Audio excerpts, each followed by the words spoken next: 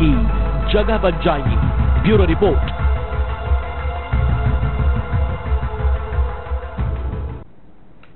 शौक नहीं, लेकिन ये सच है। आपसे इलाज के दौरान कई तरह की चीजें मंगाई जाती है, खासतौर से जब सर्जरी हो रही होती है, लेकिन आपकी नजर हटती नहीं कि पहले से इस्तेमाल की जा चुकी मेडिकल किट्स का इस्तेमाल कर दिया जाता है। आपके सामने डिस्पोजेबल सिरिंज का इस्तेमाल कर फेंक तो दिया जाता है, लेकिन कॉटन से लेकर बैंडेज तक का दोबारा इस्तेमाल करने से ये डॉक्टर जरा सा भी नहीं हिचकते, ये जानते हुए भी कि इन चीजों का इस्तेमाल किया जा चुका है या इस्तेमाल के दौरान बिना उपयोग में लाई गई चीजें भी इस्तेमाल में लाई गई चीजों के संपर्क में आ चुकी होती है, लेकिन चंद रुपयों के लालच में इतने बड़े खतरे को ताक पर रख दिया जाता है।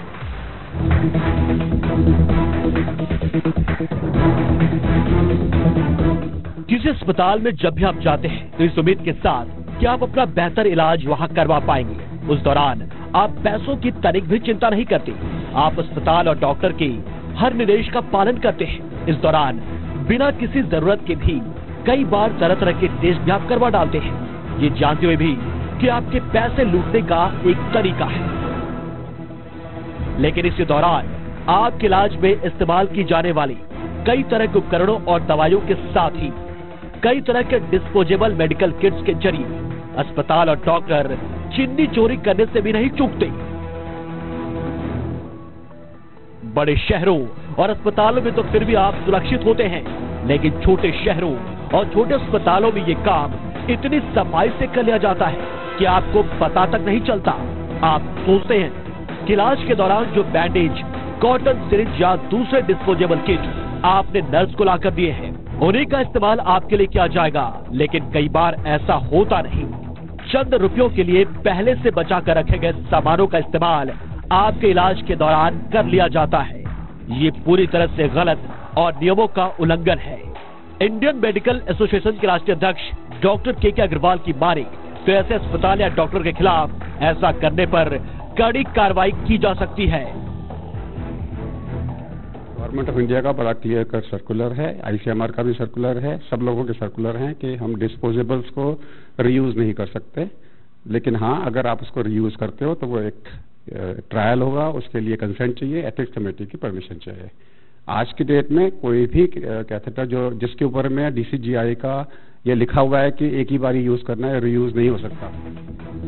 मेडिकल काउंसिल ऑफ इंडिया यानी एमसीआई की तरफ से अस्पतालों, डिस्पेंसरी या क्लिनिकों के लिए चिकित्सा संबंधी स्पष्ट दिशा निर्देश जारी किए गए हैं। इनका उल्लंघन करने पर डॉक्टर या अस्पताल दोनों पर कार्रवाई हो सकती है। लेकिन विडंबना ये है कि मेडिकल डिस्पोजेबल किट से किए जा रहे इस गड़बड़ झाले की जानकारी या तो आपको नहीं होती या फिर इस बात का अंदाजा नहीं होता कि जो कुछ भी आपके सामने हुआ है वो कितना खतरनाक हो सकता है। इसके कारण एड्स, चिकुनगुनिया जैसी बड़ी बीमारी एक मरीज से दूसरे मरीज में आसानी से जा सकती हैं।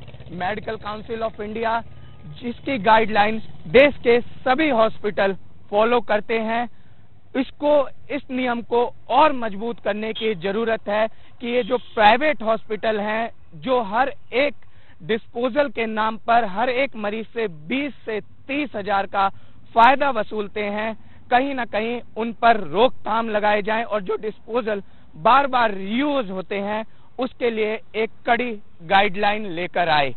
कैमरामैन हनु के साथ निशांत राय, JK 24/7 दिल्ली। आखिर क्यों ये इतना खतरनाक हो सकता है, यह आपको जानना जरूरी है। आपको लगता होगा कि किसी तरह का इंफेक्शन सिरिंज के जरिए ही फैलता होगा या ऐसे कॉटन या बैंडेज से जिनका संपर्क जख्म के साथ हो जाता है, लेकिन ऐसा नहीं है। अस्पताल में इस्तेमाल होने वाले हर एक उपकरण और किट पर कई तरह के बैक्टीरिया या वायरस मौजूद होते हैं जो आपके हाथों के जरिए एक जगह से दूसरी जगह ट्रांसमिट हो सकते हैं। ऐसे में अस्पतालों को किस तरह की सावधानी बरतनी चाहिए, हमारे मुंबई के संवाददाता अशोक पांडे ने जायजा लिया और अस्पताल का और जानने की कोशिश की कि आखिर अस्पतालों में ऐसे खतरों से बचने के लिए क्या किया जाता है। देश में ऐसे कई अस्पताल हैं जहां पर सिरिंज को रीयूज किया जा रहा है। सिरिंज ही नहीं बल्कि अगर बात की जाए कॉटन्स और ग्लव्स की, तो ऐसे कई अस्पताल हैं जहां पर कि कॉटन और ग्लव्स का भी इस्तेमाल किया जा रहा है। हम यहाँ मौजूद हैं यहाँ पर कांदिवली के ऑस्कर हॉस्पिटल में, जहां आप देख सकते हैं कि एक यहाँ पर एक ऐसा डब्बा रखा गया है जिसके अंदर विशेष तौर से जो भी कॉटन्स हैं और जो भी ग्लव्स हैं उसका इस्तेमाल करने के बाद में उसे फेंका जाता है। साथ ही अगर बात करें तो यहाँ पर एक ऐसी मशीन रखी गई जिसे कहा जाता है निडल कटर। जो भी सिरिंज यूज की जा रही है वो इस मशीन के द्वारा जो है काट के इसको बाद में फेंका जा रहा है।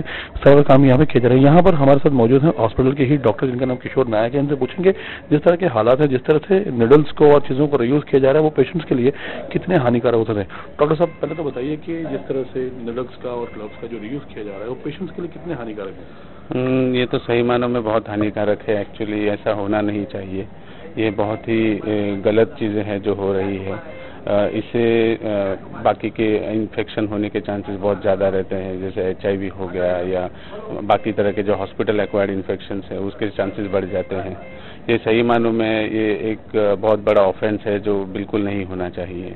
और अगर बात की जैसे हमने हमारे भी कैमरे में दिखा है कि आपके पास में गार्बेज के लिए आपने बॉक्स डब्बा रखा है और यहाँ पे जो है निडल कटर भी आपने रखा है, तो इसके अलावा आपके पास में और क्या क्या सामान है जो रीयूज ना कर सके, उसको टोटली डिस्पोज कर सके? नहीं, जैसे हॉस्पिटल में पेशेंट से यूज होने वाली सभी चीज़ें जैसे IV लाइन हो गए या पेशेंट के फ्लूइड से संबंधित या पेशेंट से कांटेक्ट में होने वाले सभी चीज़ों को एक बार यूज होने के बाद उसको प्रॉपर डिस्पोज करना चाहिए। जैसे अपने अथॉरिटीज़ के जो गाइडलाइंस है, जहाँ पे हॉस्पिटल वेस्ट को जो डिस्पोज करने के अलग अलग गाइडलाइंस है, नीडल्स और ये सब जो सिरिंजेस रहते हैं वो हार्ड कंटेनर्स में हम लोगों को रखना पड़ता है। अलग अलग कलर के ये रहते हैं डिस्पोजेबल बैग्स, जिसके हिसाब से BMC गाइडलाइंस है जो हम फॉलो करते हैं, जिसमें से जो जैसे बॉडी फ्लूइड्स हैं या किसी पेशेंट की इन्फेक्टेड ब्लड है, ये है, तो ये सब अपने हमें अलग अलग कंटेनर्स में इसको डिस्पोज करना होता है। अगर बात की जाए जैसे कि अपना निडल्स की बात हम कर रहे हैं, इसके अलावा ग्लव्स की और कॉटन्स की भी बात कर रहे हैं, तो बहुत बड़े स्केल पर जो पेशेंट्स को है वो मतलब ग्लूकोज भी चढ़ाया जाता है, उसके भी जो बॉक्सेस निकलते हैं, जो बॉटल्स होते हैं, उसको किस तरह से आप लोग डिस्ट्रॉय करते हैं? इसको डिस्ट्रॉय करने के लिए हम पहले ये सब चीज़ों को अपने कंटेनर में, हॉस्पिटल के कंटेनर में इसको जमा करते हैं। फिर जो बायोमेडिकल वेस्ट के जो लोग हैं वो आते हैं, यहाँ से वो वेस्ट वो लोग कैरी ऑन करके उसको अलग अलग तरीके से इंसिनरेटर्स वगैरह जो रहते हैं, जो जैसे बायोमेडिकल वेस्ट वाले हैं, वो हर हॉस्पिटल से वो सब वेस्ट कलेक्ट करके अपने एक डिस्पोज करने का जो सेंटर्स रहता है वहाँ पे वो लोग जाके बताएंगे आपको आगे आखिर हॉस्पिटल ऐसे खतरे से बचने के लिए करते क्या, लेकिन फिलहाल रुकते एक छोटे से ब्रेक के लिए।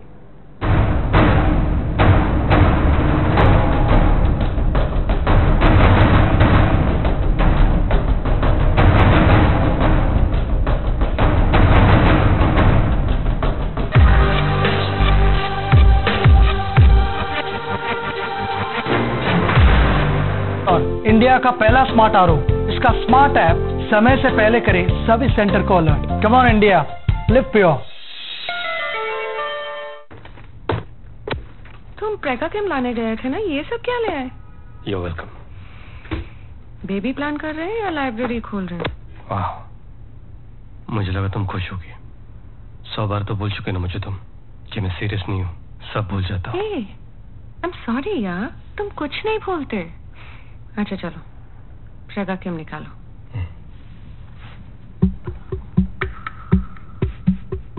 बुक्स के चक्कर में भूल गया। Of course. 5 मिनट में लेके आता हूँ। पीरियड में सोने पे आप गर्भवती हैं या नहीं सुनिश्चित करने का आसान तरीका, प्रेगा केम गर्भ अवस्था जांच किट। अब खुशखबरी घर बैठे। तुम किताब में पढ़ो।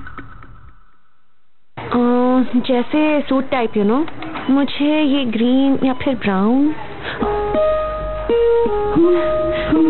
ठीक है, आप ये पैक कर दी। सेट कितने का दिया?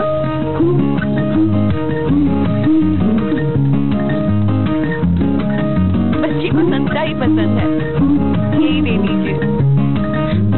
अगर आप माँ बनने वाली हैं तो HIV टेस्ट जरूर करवाएं। बच्चे को HIV से बचाने के लिए जल्द ही पता लगाना और वक्त में दवाई दिलवाना जरूरी है। करें वही जो बच्चे के लिए हो सके। हर सरकारी अस्पताल के ICTC में HIV की जांच एवं सलाह मुफ्त और गोपनीय है।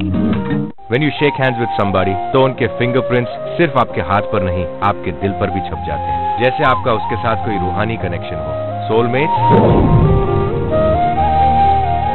अब तक आपको जिंदगी में कई रिश्ते मिले होंगे, लेकिन शायद कोई दोस्त नहीं मिला अब तक।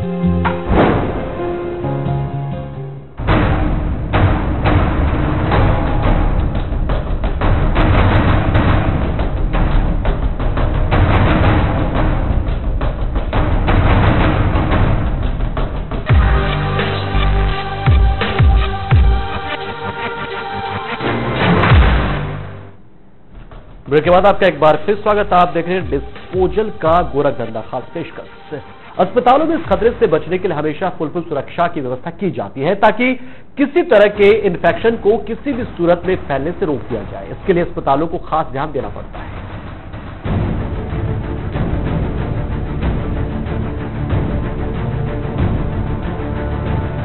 अस्पतालों में हाइजीन और स्वच्छता का होना बेहद जरूरी होता है, वरना इलाज कितना भी बेहतरीन हो रहा हो उसका फायदा मरीज को बिल्कुल नहीं मिलता। यही नहीं, कई बार अस्पताल जाना आपके लिए जानलेवा तक बन जाता है, क्योंकि ये अस्पताल कई तरह के वायरस या बैक्टीरिया के घर होते हैं। अगर आप मरीज हैं तो फिर तो आपकी देखभाल बेहतर तरीके से हो रही होती है, लेकिन यदि आप किसी मरीज के साथ अस्पताल गए हो तो वहाँ सावधानी बनाए रखें। अस्पताल में मौजूद किसी भी चीज को ना छुएं, वरना ये आपके लिए जानलेवा बन जाएगा। आप जब तक कुछ समझ पाएंगे उससे पहले आप पर अनदेखे दुश्मन का हमला हो चुका होगा। इसलिए अस्पतालों में मेडिकल वेस्ट यानी चिकित्सकीय जैविक कचरे का निष्पादन अविलंब किया जाता है, और जो अस्पताल ऐसा नहीं करते उनके खिलाफ कार्रवाई भी होती रहती है। ग्लूकोज भी चढ़ाया जाता है, उसके भी जो बॉक्सेस निकलते हैं, जो बॉटल्स होते हैं, उसको किस तरह से आप लोग डिस्ट्रॉय करते हैं? इसको डिस्ट्रॉय करने के लिए हम पहले ये सब चीज़ों को अपने कंटेनर में, हॉस्पिटल के कंटेनर में इसको जमा करते हैं। फिर जो बायोमेडिकल वेस्ट के जो लोग हैं वो आते हैं, यहाँ से वो वेस्ट वो लोग कैरी ऑन करके उसको अलग अलग तरीके से इंसिनरेटर्स वगैरह जो रहते हैं, जो जैसे बायोमेडिकल वेस्ट वाले हैं वो हर हॉस्पिटल से वो सब वेस्ट कलेक्ट करके अपने एक डिस्पोज करने का जो सेंटर्स रहता है वहाँ पे वो लोग जाके उसको जैसे इंसिनरेट करते हैं या उसको डिस्ट्रॉय करवा देते हैं। बड़े और नामी ग्रामीण अस्पताल यूं तो ऐसी गलतियां करने से बचते हैं क्योंकि उनकी साख का सवाल होता है, लेकिन अस्पताल में मौजूद किसी कर्मचारी के मन में डिस्पोजेबल मेडिकल किट्स के जरिए पैसे कमाने की हवस आ जाए, ये कोई नहीं जान सकता। इसलिए जब भी अस्पताल जाएं तो अपने आँख कान जरूर खोले रखें, वरना आपका एक बार अस्पताल जाना आपको महंगा पड़ सकता है। Bureau report.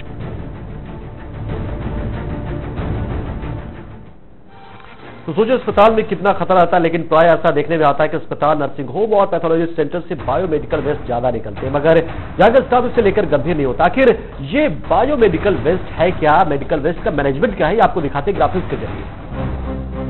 क्या है मेडिकल वेस्ट? मेडिकल वेस्ट यानी चिकित्सकीय जैविक कचरा। ये वो पदार्थ है जिनका इलाज के दौरान इस्तेमाल किया जा चुका होता है। आमतौर पर इलाज के दौरान डिस्पोजेबल किट्स का इस्तेमाल किया जाता है, और ये इस्तेमाल के बाद जो बच जाता है या इस्तेमाल में लाया जा चुका होता है, वो ऐसे कचरे को मेडिकल वेस्ट कहते हैं। इसमें डिस्पोजेबल सिरिंज से लेकर कॉटन तक सब कुछ शामिल होता है, जिसका भी इस्तेमाल इलाज के दौरान होता है। कैरोपी और सर्जरी के दौरान इस्तेमाल किए गए हर एक उत्पाद इसी के अंतर्गत आते हैं।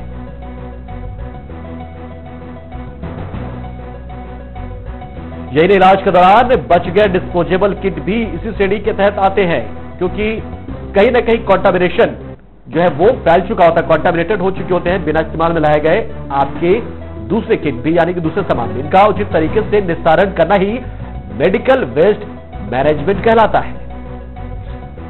ऐसे मेडिकल वेस्ट को खुले में नहीं फेंका जाता,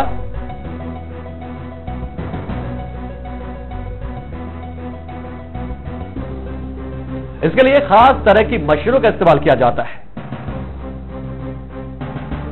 और उन्हीं में इन्हें डिग्रेड किया जाता है, इन्हें डिस्पोज किया जाता है।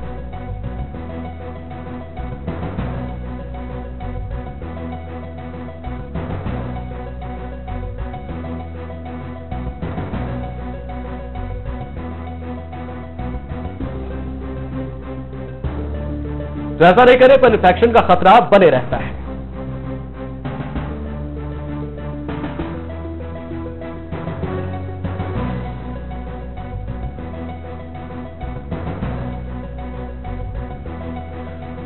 और ये इतना अहम होता है कि इसके लिए सरकार की तरफ से कानून भी बनाया गया है और जो इसका पालन नहीं करता है उस पर कार्रवाई भी होती है। क्या कहते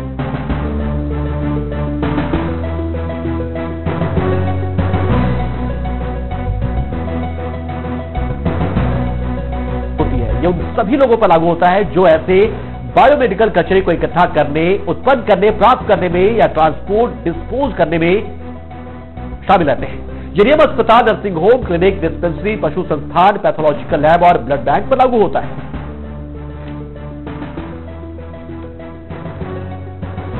ऐसे संस्थानों के लिए बायोमेडिकल वेस्ट, मेडिकल कचरे को ट्रीट करने के लिए अपने संस्थानों में मशीनें और आधुनिक उपकरण लगाने होते हैं। उनके पास इसके निराकरण के लिए उचित व्यवस्था का सर्टिफिकेट ही होना चाहिए। अगर सर्टिफिकेट नहीं होता तो फिर ऐसे पर कार्रवाई की जाती है। शौक नहीं, लेकिन यह सच है। आपसे इलाज के दौरान कई तरह की चीजें मंगाई जाती हैं, लेकिन कई बार जो काम में नहीं आते हैं उसका इस्तेमाल हॉस्पिटल अपने लिए रख लेता है करने के लिए, लेकिन वो भी कहीं ना कहीं मेडिकल वेस्ट होता है। तो क्या है और कैसे मेडिकल वेस्ट मैनेजमेंट होता है, दिखाते हैं आपको। सेग्रीगेशन सबसे पहला किया जाता है, यानी कि कचरा को हटाना। इस प्रक्रिया में अलग अलग अवशिष्ट पदार्थों को अलग अलग रंगों के थैलों में डाला जाता है। ये बेहद जरूरी होता है, जिसका सबसे अलग तरह से निस्तारण होता है। सेग्रीगेशन पीले बैग में जो रखा जाता है पहले कचरे को। ऐसे थैलों में सर्जरी में कटे हुए शरीर के भाग, लैब के सैंपल, खून से युक्त मेडिकल की सामग्री, रुई पट्टी, एक्सपेरिमेंट में उपयोग किए गए जानवरों के अंग डाले जाते हैं। देखिए आपको दिखा रहे हैं किस तरह के बैग्स होते हैं। इन्हें बाद में जलाया जाता है या फिर बहुत गहराई में दबाया जाता है। ये सेग्रीगेशन है मेडिकल वेस्ट मैनेजमेंट का एक अहम हिस्सा। इसमें 3 तरह के बैग होते हैं। पीले बैग की बात हमने करी, लाल बैग, इसमें दस्ताने, catheter, IV set, culture plate को डाला जाता है। इनको पहले काटते हैं, फिर ऑटोक्लेव से डिसइंफेक्ट किया जाता है। लाल बैग में जो कचरा होता है उसको डिसइंफेक्ट करना बहुत जरूरी है, वरना इससे इन्फेक्शन फैल सकता है। बहुत जल्दी किया जाता है, बाद में इसे जला भी दिया जाता है, वरना ये खुले में कई लोगों को बीमार कर सकता है। पीले बैग और लाल बैग के बाद बारी आती है नीले या सफेद बैग की। इसमें गत्ते के डिब्बे, प्लास्टिक बैग जिनमें सुई, कांच के टुकड़े या चाकू रखे गए होते हैं, उनको रखा जाता है और बाद में उन्हें जला दिया जाता है। ये बाकायदा नियम है जो आपको हम दिखा भी रहे हैं। केमिकल के द्वारा ट्रीट किया जाता है और गहराई में दबा जाता है, फिर जला दिया जाता है। हर एक अस्पताल को ऐसा करना पड़ता है और ऐसा नहीं करने पर उन पर कार्रवाई हो सकती है। काला बैग का इस्तेमाल भी किया जाता है। ये हानिकारक और बेकार दवाइयां, कीटनाशक पदार्थ और जली हुई राख इसमें डाली जाती है। ये काले बैग में तो ये देखिए किस तरह से पीले, लाल और इतने तरीके से किया जाता है। अब कैसे करें मेडिकल वेस्ट मैनेजमेंट में डिसइंफेक्शन करना, ये बहुत जरूरी होता है। जब इन्फेक्शन को फैलने से रोका जाता है, इस प्रक्रिया की तरफ से हानिकारक कीटाणुओं को कई तरीकों से हटा दिया जाता है, वरना यदि बाद में ये दूसरे को छू लेते हैं या आप इसे छू लेते हैं तो आप में इन्फेक्शन आ जाता है। थर्मल ऑटोक्लेव, इसमें गर्मी की वजह से कीटाणु नष्ट किए जाते हैं। ये बहुत जरूरी होता है। ये वेस्ट मैनेजमेंट है, मेडिकल वेस्ट मैनेजमेंट। केमिकल की तरफ से भी ऐसा किया जाता है, जिसमें formaldehyde, bleaching powder, ethylene oxide से कीटाणुओं को नष्ट किया जाता है। हर तरह के कचरे का निस्तारण बहुत जरूरी है। रेडिएशन का इस्तेमाल भी किया जाता है। अल्ट्रा वायलेट किरणों की तरफ से ऐसे कीटाणुओं का नाश किया जाता है। तो देखिए डिसइंफेक्शन, पहले सेग्रीगेशन फिर डिसइंफेक्शन। अब स्टोरेज की बात, कैसे करें मेडिकल वेस्ट मैनेजमेंट स्टोरेज। जब तक थैले पूरी तरह से भर न जाए तब तक अवशिष्ट पदार्थों को निश्चित जगहों पर थैलों में भरकर रखा जाता है। इन थैलों पर नाम लिखते हैं और सिक्योरिटी गार्ड रखा जाता है ताकि दूसरा कोई व्यक्ति से छू ना ले। ये बहुत अहम है ताकि कोई बाहरी व्यक्ति या कूड़ा उठाने वाला उससे गलती से ना ले जाए।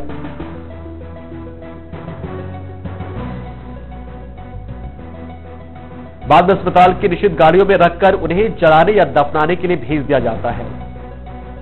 तो ये बेहद अहम प्रक्रिया अस्पताल की, और जो ऐसा नहीं करता है उसके खिलाफ कार्रवाई होती है।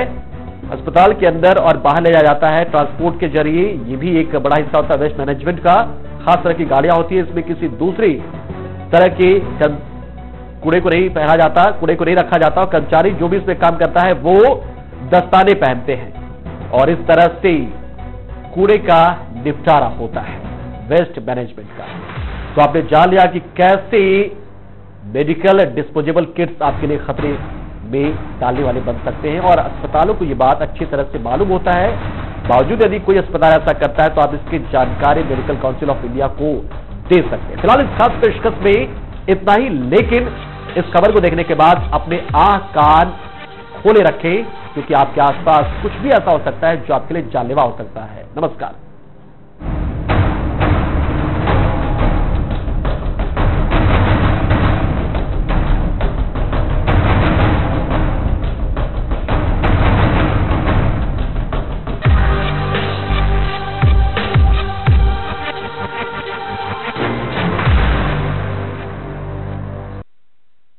प्योर इंडिया का पहला स्मार्ट आरओ, इसका स्मार्ट ऐप समय से पहले करे सर्विस सेंटर को alert. Come on India, live pure.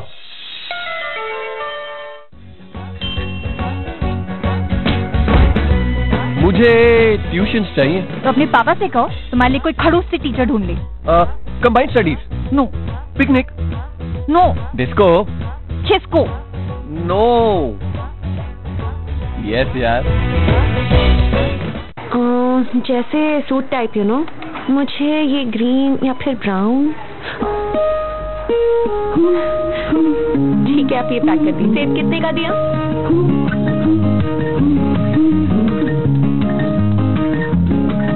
बच्ची को संतरा ही पसंद है, यही ले लीजिए। अगर आप माँ बनने वाली हैं तो HIV टेस्ट जरूर करवाएं। बच्चे को HIV से बचाने के लिए जल्द ही पता लगाना और वक्त पे दवाई दिलवाना जरूरी है। करें वही जो बच्चे के लिए हो सही। हर सरकारी अस्पताल के ICDC में HIV की जांच एवं सलाह मुफ्त और गोपनीय है। जब जब खाए दिल खुश हो जाए, और ताकत की लहर जैसे ही उसे। नोवा शुद्ध देसी घी, सपना स्वस्थ भारत का।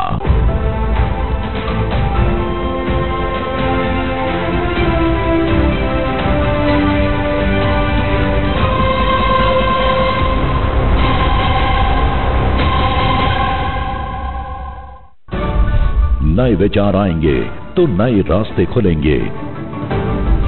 तरक्की की राह पर तेज चलेगा देश। देश हित में आप भी दीजिए सुझाव। प्रधानमंत्री तक पहुंचाइए अपनी राय। जुबां पर लाइए दिल की बात। इस नंबर पर आप हमें अपना वीडियो व्हाट्सएप से भेज सकते हैं या आप गूगल प्ले स्टोर पर जाकर सिटी रिपोर्टर का ऐप डाउनलोड करके भी अपने मन की बात भेज सकते हैं। कहिए अपने मन की बात अपने PM से, सिर्फ JK 24/7 न्यूज पर। शाह, राहुल और अखिलेश के रोड शो के साथ ही चौथे चरण का प्रचार खत्म। इलाहाबाद में राहुल अखिलेश का मंच गिरा। हादसे के वक्त नहीं था कोई बड़ा नेता।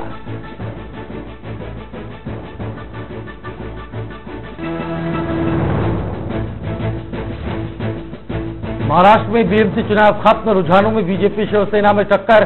कांग्रेस के तीसरे नंबर पर रहने की उम्मीद।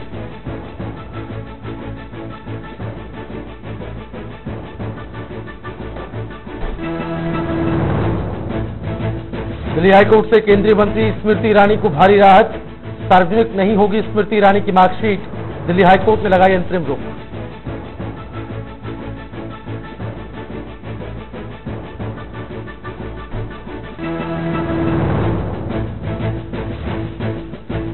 जाकिर नाइक को ईडी का जोर का झटका।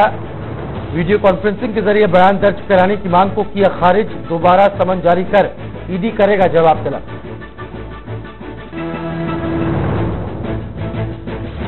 और जम्मू में BSF ने घुसपैठ की कोशिश की नाकाम। बॉर्डर पर एक घुसपैठिए को किया घेर। शव के पास हथियार और मैगजीन बरामद।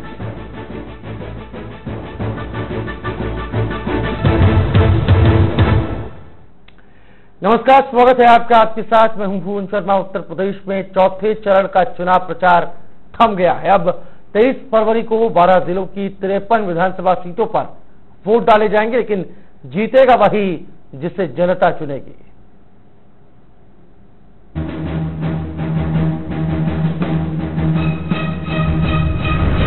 12 जिलों की 53 सीटों पर जंग की उल्टी गिनती शुरू। सपा कांग्रेस के साथ बीजेपी और बीएसपी में कड़ा मुकाबला। 23 फरवरी को ईवीएम में कैद होगी दिग्गजों की किस्मत। इस बार उत्तर प्रदेश में किसकी बनेगी सरकार?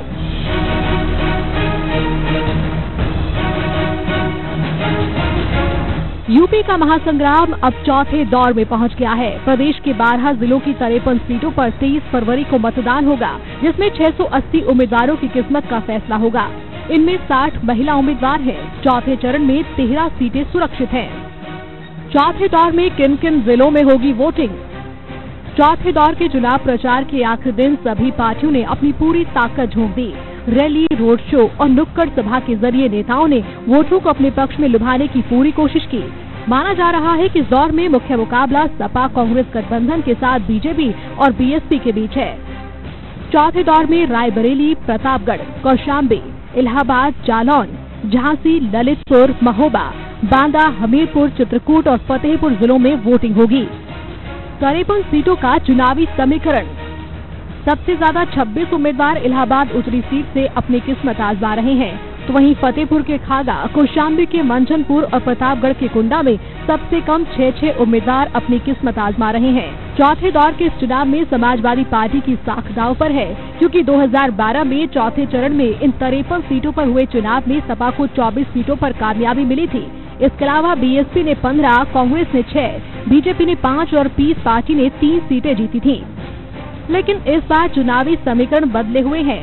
इस बार सपा कांग्रेस के साथ गठबंधन करके चुनाव लड़ रही है और उसे एंटी इनकम्बेंसी के खतरों से भी जूझना पड़ सकता है। हालांकि काम के आधार पर वोट मांग रहे अखिलेश यादव को भरोसा है कि वो इस बार भी यूपी में सरकार बनाएंगे। और पसीने पहुंचने के लिए जरूरत पड़ जाए रुमाल की, तो सोचो उत्तर प्रदेश की जनता कितना पसीना छुड़वाएगी 7 चरणों बाद, क्योंकि उत्तर प्रदेश की जनता ने अब मन बना लिया है कि इन भारतीय जनता पार्टी के लोगों को इस बार सबक सिखाएंगे। इन लोगों ने लाइन में लगाया है लोगों को, इस बार फिर लोग लाइन में लगेंगे और इनके खिलाफ मतदान देकर के इनको सबक सिखाने का काम करेंगे। दिग्गज उम्मीदवारों की किस्मत दांव पर। यूपी के चौथे चरण के चुनाव में जिन प्रमुख उम्मीदवारों की किस्मत का फैसला होगा, उनमें रामपुर खास सीट से उम्मीदवार कांग्रेस के राज्यसभा सांसद प्रमोद तिवारी की बेटी आराधना मिश्रा, कुंडा से बाहुबली निर्दलीय उम्मीदवार रघुराज प्रताप सिंह उर्फ राजा भैया, रायबरेली सीट से बाहुबली विधायक अखिलेश सिंह की बेटी कांग्रेस उम्मीदवार अदिति सिंह, रायबरेली के ऊंचाहार सीट से विधानसभा में प्रतिपक्ष के पूर्व नेता स्वामी प्रसाद मौर्य के बेटे उत्कर्ष मौर्य, इलाहाबाद की करशना सीट से सपा के वरिष्ठ नेता रेवती रमन सिंह के बेटे उज्जवल रमन सिंह और नरेनी सीट से विधानसभा में विपक्ष के नेता गया चरण दिनकर शामिल हैं। दांव पर 2 सांसदों की साख। यूपी की जंग में कई बड़े नेता अपनी पार्टी के उम्मीदवारों को जिताने के लिए मैदान में उतरे हैं। चौथे फेज में फतेहपुर से बीजेपी की तेज तर्रार नेता और सांसद साध्वी निरंजन ज्योति और झांसी से उमा भारती, इन दोनों को बीजेपी उम्मीदवारों पर जिताने की जिम्मेदारी है। उधर सोनिया गांधी के गढ़ रायबरेली की सभी सीटों पर गठबंधन के तहत कांग्रेस ने अपने प्रत्याशी उतारे हैं, लेकिन गठबंधन धर्म यहां संकट में है, क्योंकि सपा ने भी ऊंचाहार और सरेनी पर अपनी उम्मीदवार खड़े कर दिए हैं। हालांकि चौथे चरण के चुनाव के पहले बीजेपी के हौसले बुलंद हैं और वो अपनी जीत के दावे लगातार कर रही है। बहुत गलत बात है, मुझे दुख है इस बात पे, ऐसे सीनियर लीडर ऐसी भाषा का इस्तेमाल कर रहे हैं। इसका मतलब एक बात क्लियर है, उत्तर प्रदेश में भाजपा की सरकार बनने जा रही है, इनकी जमीन खिसक चुकी है और जो थोड़ी बहुत बची थी इस तरह के बयान देने के बाद वो भी खिसक जाएगी। उत्तर प्रदेश में 11 फरवरी से 8 मार्च के बीच 7 फेज में विधानसभा चुनाव हो रहे हैं। इस चुनाव में मुख्यमंत्री अखिलेश यादव और मायावती का सियासी भविष्य है, तो साथ ही साथ पीएम मोदी की साख भी दांव पर है, क्योंकि मुख्यमंत्री चेहरे को सामने न लाकर बीजेपी ने पीएम मोदी के चेहरे पर दांव खेला है। हालांकि इसका कितना फायदा होगा ये तो वोटों की गिनती के बाद यानी कि 11 मार्च को ही पता चलेगा। अजय शेखर प्रकाश, JK 24/7 न्यूज।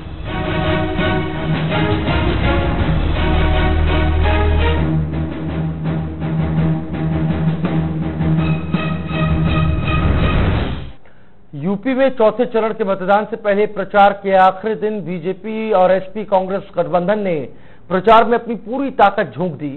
संगम नगरी कहे जाने वाले इलाहाबाद में ही दोनों पक्षों ने अपनी ताकत दिखाई। एक तरफ बीजेपी अध्यक्ष अमित शाह ने रोड शो कर अपने प्रत्याशियों के लिए समर्थन मांगा, तो दूसरी तरफ राहुल और अखिलेश ने भी अपना दम दिखाया।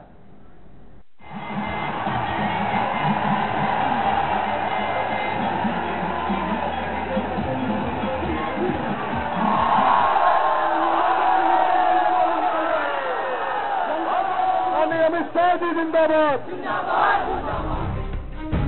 उत्तर